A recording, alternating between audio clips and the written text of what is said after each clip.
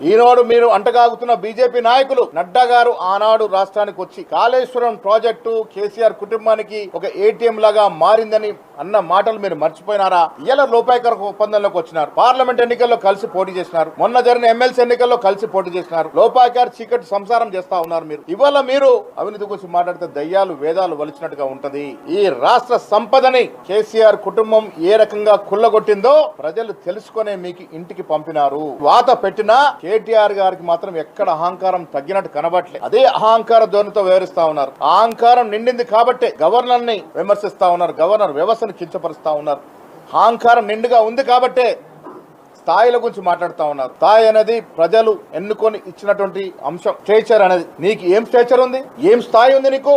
ఈ రాష్ట్రాన్ని మందులో దిగబెట్టినటువంటి ఘనత మీ 10 ఏళ్ల పాలన. మత్తు పదార్థాలకి లోను చేసినటువంటి ఘనత, యువతని ఆ తప్పుదోర పట్టించిన ఘనత మీ ప్రభుత్వానికి. దుబాయ్ లో చనిపోయినటువంటి వ్యక్తి నీకు సన్నిహితుడు కాడా?